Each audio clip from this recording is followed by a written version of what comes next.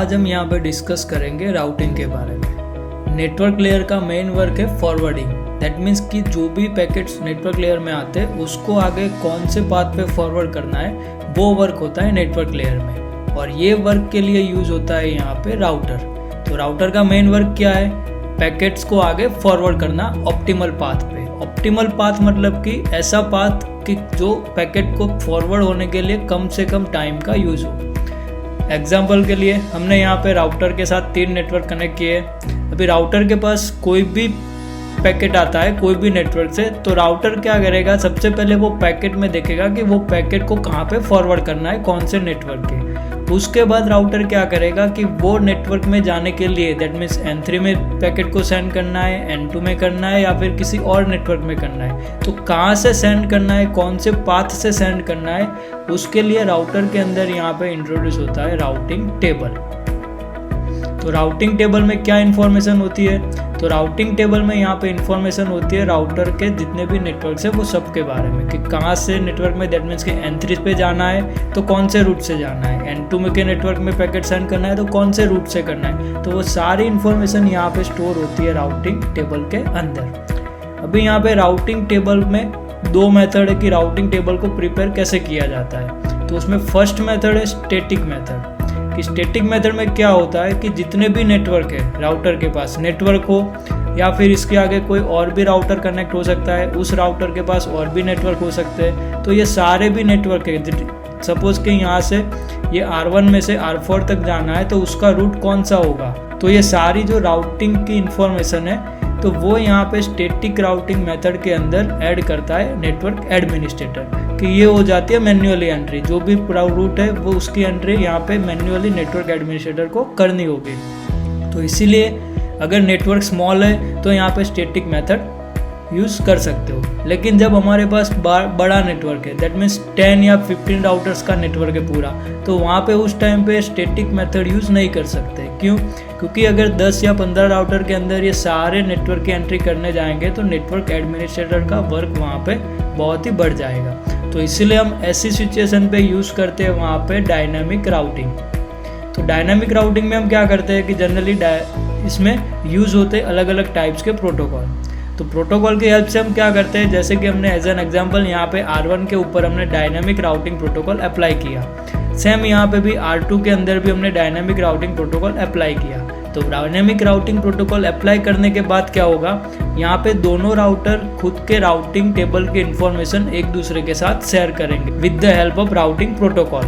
उससे क्या होगा, ये R2 को R1 के नेटवर्क की इन्फॉर्मेशन मिल जाएगी और R1 को R2 के जितने भी नेटवर्क है उसकी इन्फॉर्मेशन यहाँ पे मिल जाएगी। उसके बाद पूरा एक राउटिंग टेबल प्रिपेयर होगा और उसके बाद राउटर को पता चलेगा उसमें से कि ये नेटवर्क में जाना है पर्टिकुलर, तो वहाँ से उसके लिए कौन सा पाथ सिलेक्ट करना है। तो ये सब होता है डायनामिक राउटिंग प्रोटोकॉल के अंदर। अभी डायनामिक राउटिंग प्रोटोकॉल में यहाँ पे 2 चीज़ आती है। एक प्रोटोकॉल होता है IGP टाइप राउटिंग प्रोटोकॉल और दूसरा होता है EGP type routing protocol. IGP मतलब interior gateway protocol and EGP मतलब एक्सटीरियर गेटवे प्रोटोकॉल। अभी ये क्या है वो समझते हैं। उसके लिए मैं यहाँ पे एक एग्जांपल लेता हूँ कि मान लो कि ये मेरा एक सिटी है या फिर आप उसको एक ISP भी कंसिडर कर सकते हो। दैट मीन्स ये ISP1 है। ISP1 का एक यहाँ पे खुद का नेटवर्क होगा। तो एज एन एग्जांपल मैं यहाँ पे कुछ राउटर्स का नेटवर्क ड्रॉ कर रहा हूँ। तो ये पूरा मेरे ISP का नेटवर्क है, उसके अंदर बहुत सारे ऐसे राउटर्स का पूरा नेटवर्क होगा। तो यहाँ पे ऐसे जो सिस्टम है, ऐसी जो एक सिटी बोल सकते हो आप या फिर ISP बोल सकते हो, तो ये पूरा जो सिस्टम है दैट मीन्स कि ये पूरा एक एडमिनिस्ट्रेटर उसको मैनेज कर रहा है। तो ये पूरे नेटवर्क को यहाँ पे बोला जाता है ऑटोनोमस सिस्टम और AS सिस्टम भी शॉर्ट में आप बोल सकते हो। और ये AS सिस्टम का एक फिक्स नंबर रहेगा। एज एन एग्जांपल मैं यहाँ पे लिख रहा हूँ 101। दैट मीन्स ये एक पूरा नेटवर्क है, उसको एक ऑटोनोमस सिस्टम बोला जाता है और उसका एक फिक्स नंबर होगा। सेम यहाँ पे एज एन एग्जांपल कोई दूसरी सिटी है और उसका भी यहाँ पे खुद का नेटवर्क है। एज एन एग्जांपल मैं उसको नाम दे देता हूँ ISP2 और यहाँ पे उसका भी एक AS नंबर होगा। जो ये AS नंबर है वो इस नेटवर्क के लिए फिक्स रहेगा। तो भी यहाँ पे इंटरनल नेटवर्क की बात करें हम एक एडमिनिस्ट्रेटर के अंदर की, तो यहाँ पे मल्टीपल राउटर्स होंगे। यहाँ पे राउटिंग टेबल के लिए हमने कोई राउटिंग प्रोटोकॉल अप्लाई किया हुआ है, कि जो कि एग्जांपल हम लेते हैं डायनामिक राउटिंग प्रोटोकॉल हमने यहाँ पे अप्लाई कर दिया है। तो ये जो इंटरनल नेटवर्क में राउटिंग प्रोटोकॉल वर्क कर रहा है उसको यहाँ पे बोला जाता है IGP, that means interior gateway protocol. Same यहाँ पे ISP2 के नेटवर्क के अंदर भी कोई एक प्रोटोकॉल वर्क कर रहा होगा तो उसको भी वहाँ पे बोला जाता है IGP। तो इंटरनल AS के अंदर जो भी राउटिंग प्रोटोकॉल यूज होते हैं उसको बोला जाता है यहाँ पे IGP। और ये जो CT है या फिर दो ISP है तो कहीं ना कहीं पे कनेक्शन होगा। तो ये जो कनेक्शन की लिंक है वहाँ पे जो राउटिंग प्रोटोकॉल यूज हो रहा है उसे बोला जाता है एक्सटीरियर गेटवे प्रोटोकॉल। तो इंटरनल में हो गया IGP और यहाँ पे दो AS को कनेक्ट करने में जो भी राउटिंग प्रोटोकॉल यूज होता है उसको बोला जाता है EGP, exterior gateway routing protocol.